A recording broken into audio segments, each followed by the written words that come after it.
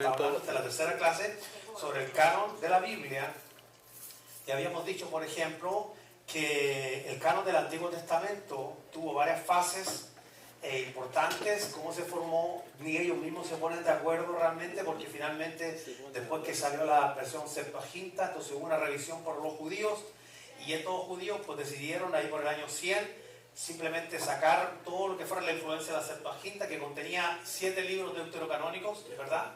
Y estos libros deuterocanónicos, dentro de los cuales está Tobías, Macabeo y un montón de gente más que tiene que ver con el pueblo judío.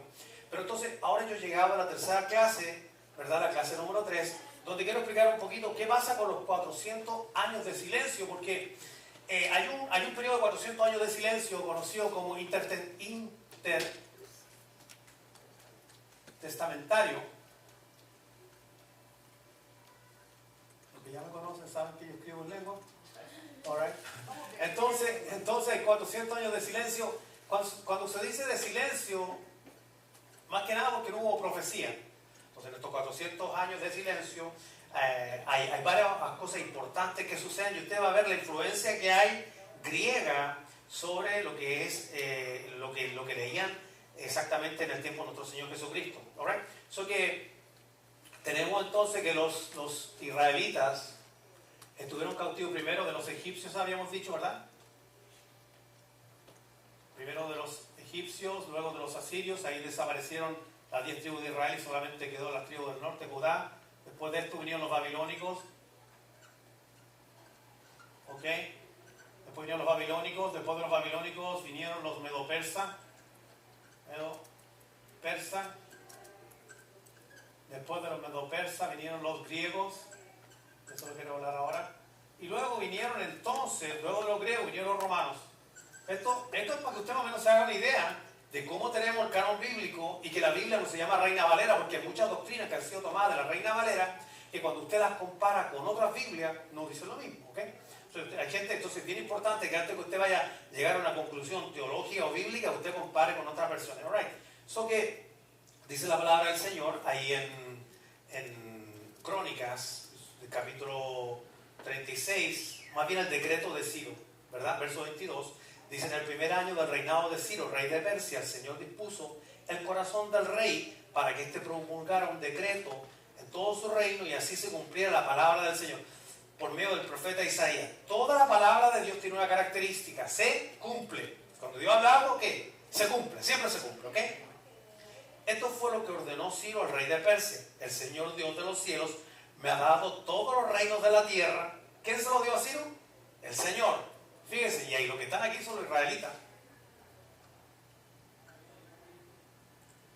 Ellos estaban cautivos. Ya Babilonia desaparece, habían pasado todos estos imperios, están los medo-persas. ¿Qué característica tuvo Ciro? Ciro tuvo la característica, ¿verdad?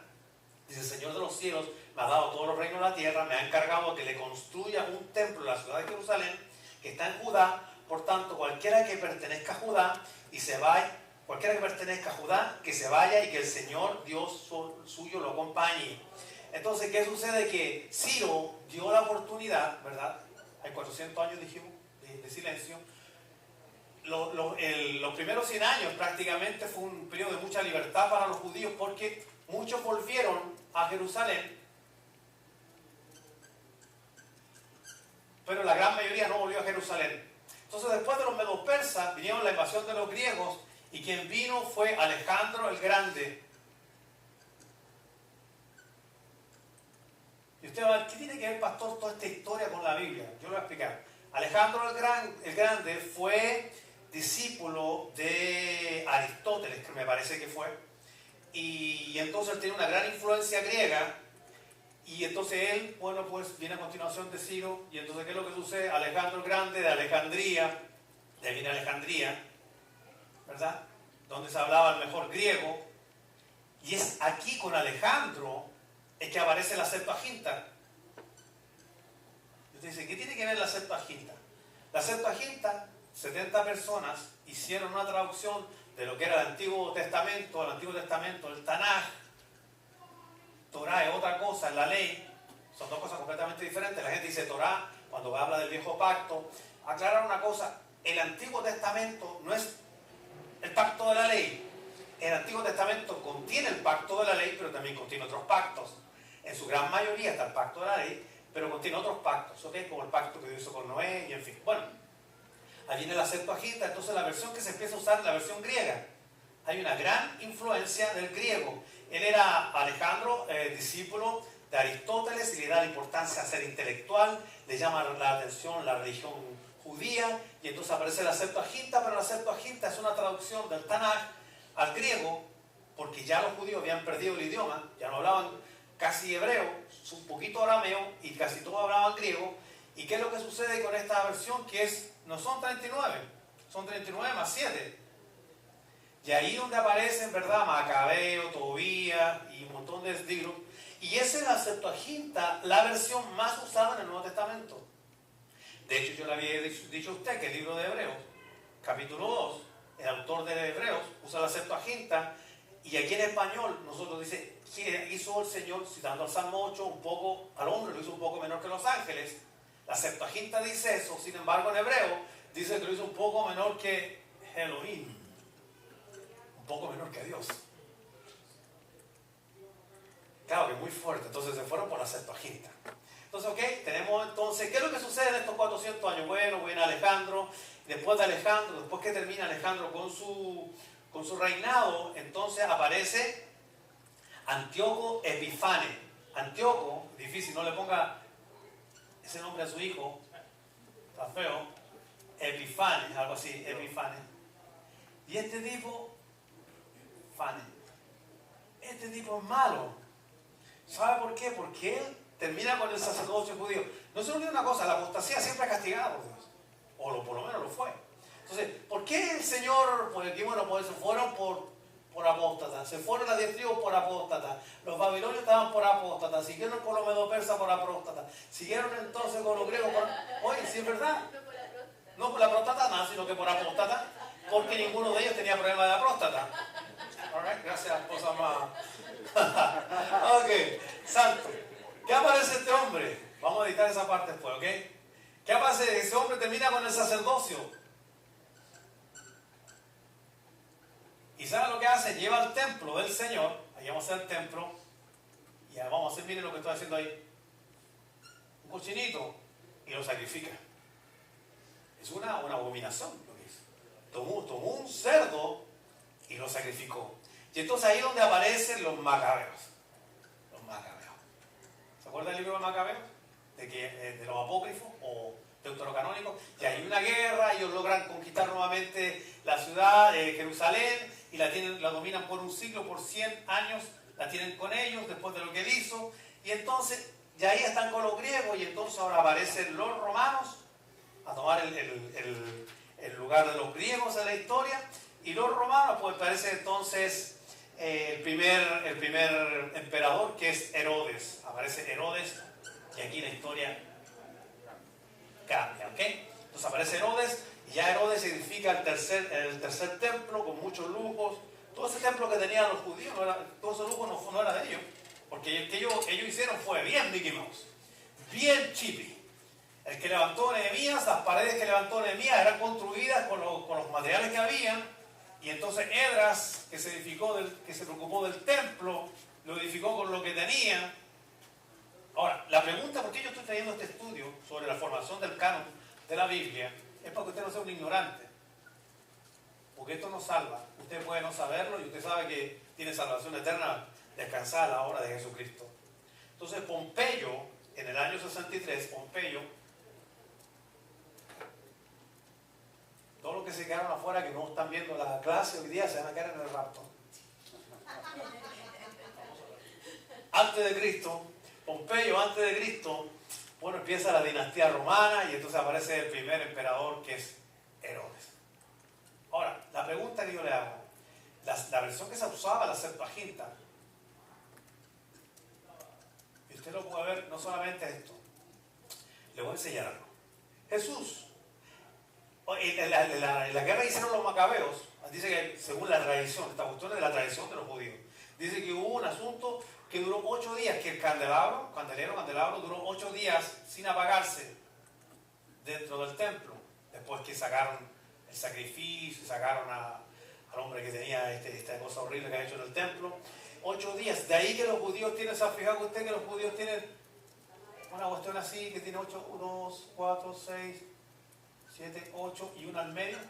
La al medio significa que esa es la que están encendiendo todos los demás, recordando la fiesta que pasó en la guerra de los Macabeos. Todo esto no está en la Biblia, hermano. Todo esto no está en la Biblia. Sin embargo, esta fiesta es conocida como Hanukkah, ¿verdad? O también la fiesta de las luces. De las luces. O también el día de la fiesta de dedicación. ¿Y saben que Jesús la celebró? Póngase ahí a Juan. Capítulo 10. ¿Ah? No, es que la puse en español, pero Hanukkah es... No, si la puse en español con acento, porque la tengo así, mira. Hanukkah. Así. Sí.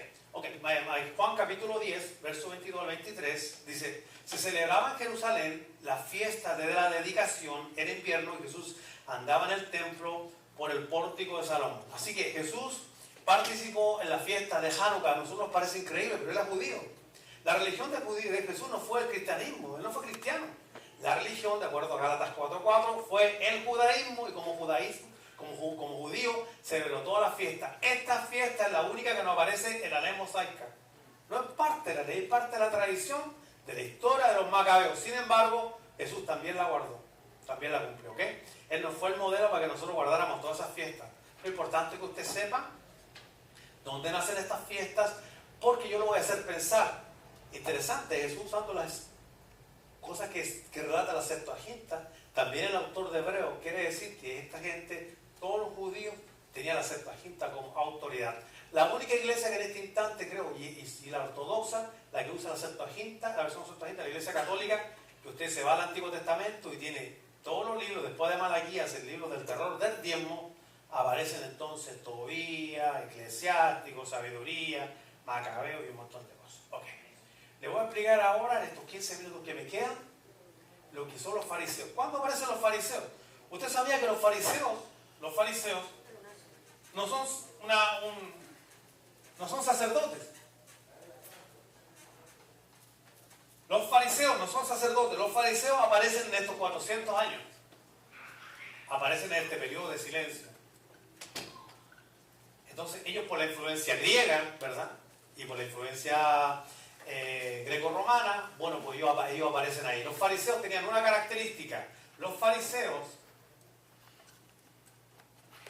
inventaron esto, las tradiciones.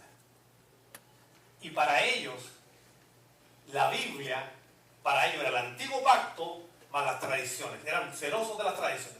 Si usted se mueve conmigo, por favor, a Marcos capítulo 7, verso 1. Marcos 7:1 dice: y los fariseos y algunos de los maestros de la ley que habían llegado, ¿verdad?, de Jerusalén, se reunieron alrededor de Jesús y vieron a algunos de sus discípulos que comían con manos impuras, es decir, sin lavarse las manos.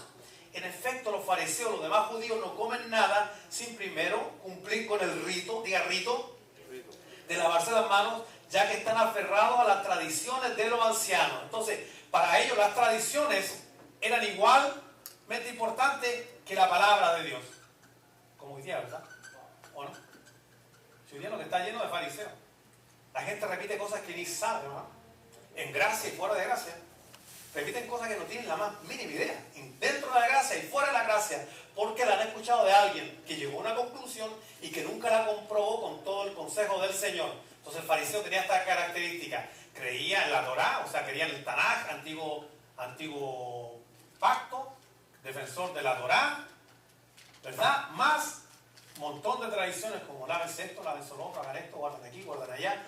Esos son los fariseos. Sin embargo, el otro grupo que aparece aquí son los seduceos. Y este grupo, lo único que reconocían eran los escritos mosaicos. Y tenían una característica: no creían resurrección. Porque eran intelectuales. No creían en los ángeles, ni apariciones, ni mucho menos. Entonces, eran como la casta intelectual. Pero fíjense, tiene una diferencia. Solamente aceptaban los escritos mosaicos. Como hay gente que solamente acepta cierto escrito y otro escrito no lo entiende. Toda la palabra de Dios es la palabra inspirada, aunque no todo en ella hay revelación, ¿sí o no? O sea, no todos tenemos nuevo pacto. Por ejemplo, ninguna parte me dice que yo tengo que destruir el Antiguo Testamento. Pablo usó Isaías.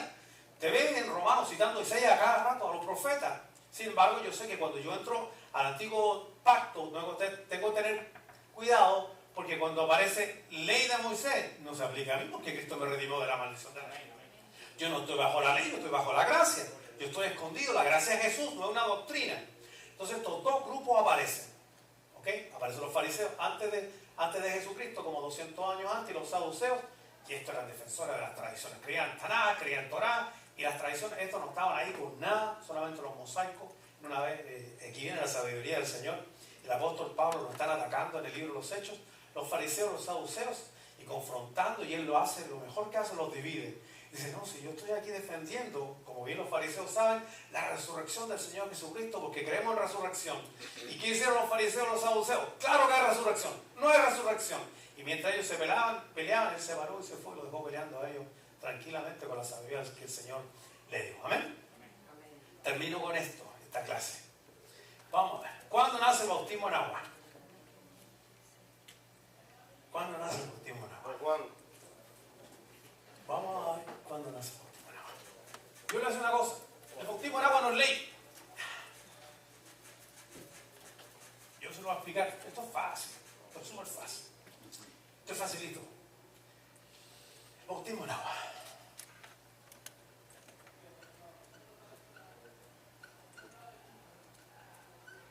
Por inmersión nace en este mismo periodo de los 400 años.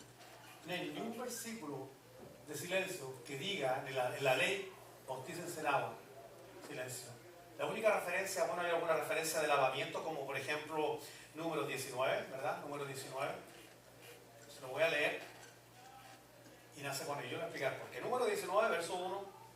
Voy a leer algunos pasajes nomás. Dice, el Señor habló con Moisés y Aarón, les dijo, esta es la ordenanza de la ley que yo, el Señor, he promulgado. Dirán los hijos de Israel que te traigan una vaca a la sana, sin ningún defecto, que no haya jamás llevado el yugo, que se le entregue al sacerdote Eleazar y que él la saque al campamento y ordene que sea degollada en su presencia.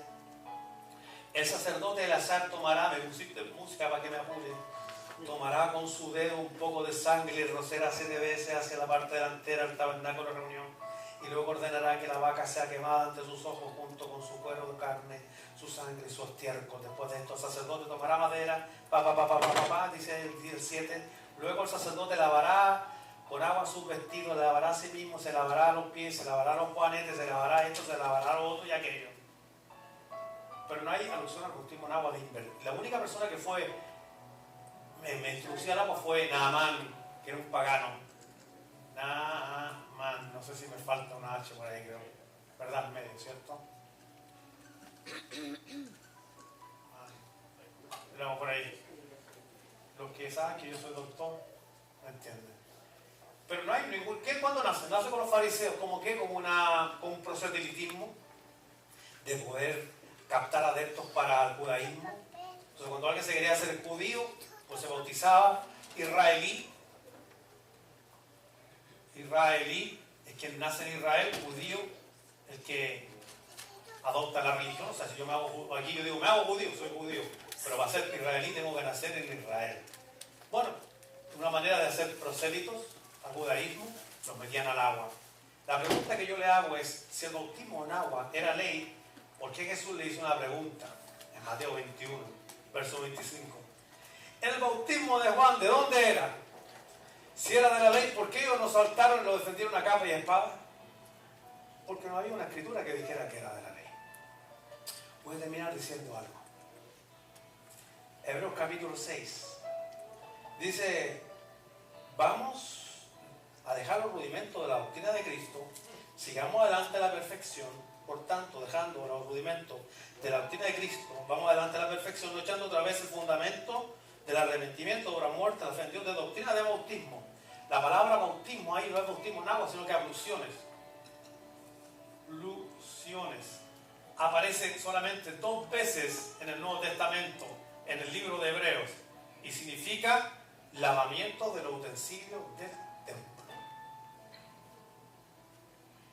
Oye, pastor, pero ahí no está hablando de meterse al agua. No, porque el bautismo no salva nada. El ladrón de la cruz no lo metieron al agua y fue ese mismo día con el Señor. Sin embargo, Pablo se bautizó. Pero el Señor no mandó a Pablo a bautizar. A mí, Andrés Neira, no me mandaron a evangelizar. Aunque he evangelizado a uno de ustedes. ¿Hace eso al evangelismo a los malos? All right. Pero ahí dice la imposición de manos. Porque está escrito a judíos que sabían el Antiguo Testamento y conocían que estaba escrito en la ley que usted tomaba un carnero, le ponía las manos y le traspasaba el pecado, y sobre esa obra sustitutiva, pues entonces ahora estaban sus pecados redimidos, entre comillas. El autor de Hebreos lo que está diciendo es: déjese ya de poner las manos a los animales si tenemos un Cristo que con una sola ofrenda nos hizo perfectos para siempre. Dejen de estar lavando los platos, los diches de ahí del utensilio, cuando sus vidas han sido lavadas con el agua, mire, con el agua de la palabra, dice el apóstol Pablo. Ustedes están lavados, están limpios. Limpio. Entonces, con una sola ofrenda. Pero Hebreo no está hablando, Hebreo 6 no está hablando de bautismo de inmersión, porque no está en la ley. Hebreo 6 no está hablando de no poner las manos, porque si es eso, entonces Jesús dijo en Marcos 16, resucitado, dijo: pondrán las manos sobre los enfermos y sanarán. Y el último capítulo de la vida de Pablo dice que le puso las manos a un muchacho que lo mordió una serpiente y sanó. Y también dijo: no pongan las manos con ligereza. Así que lo que necesitamos es, no tenemos que ser fariseos modernos ni fariseos de la gracia, porque a veces repetimos cosas que otros han dicho y nosotros no tenemos la más mínima idea de dónde están en la palabra del Señor.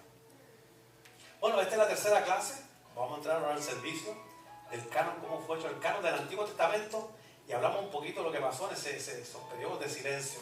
Gracias a Dios que otra vez Dios está en silencio, porque ya lo que tenía que decir lo dijo en la cruz del Calvario. Y ahora se cayó para siempre con la obra regenerativa y sustitutiva del Señor Jesucristo en la cruz del Calvario. ¿Amén? ¿Cuántos recibieron esta mañana? ¡Qué tremendo! Bueno, mire, si usted quiere el DVD, entonces se inscribe atrás con el pastor Juan Silva, dice: deme el DVD del estudio, si quiere las notas, le cerramos las notas también para que usted después las tenga y las pueda revisar. Cerramos nuestros ojos y damos gracias al Señor. Te damos gracias, Señor, en el nombre de Jesús, por tu palabra bella y linda. Nosotros recibimos este día todo el consejo de tu palabra, en el nombre de Jesús. Y declaramos, Señor, que nosotros no andamos en tradiciones de hombre, sino que andamos en el consejo revelado de tu palabra. Gracias por los hombres valientes que se han atrevido a decir la verdad, que estamos reinando en ti, Señor, que no estamos en preocupación ni afán, que tú eres un Dios bueno, que no estás enojado, que tú estás contento. Miraste la obra de tu Hijo Jesucristo y quedaste satisfecho. Aquí no hay más sacrificio que hacer. Cristo, miraste, Padre, la obra de Jesús y quedaste satisfecho en el nombre de Jesús. Y si tú estás satisfecho, nosotros también, en el nombre de Cristo. Amén. Den un aplauso, Señor, y puede saludarse. Bendecido. Gracias y paz. Salúdense. En 2 minutos comenzamos con este servicio. You know what I have to do? I forgot. Me olvidé. Sí, había gente de tantos países.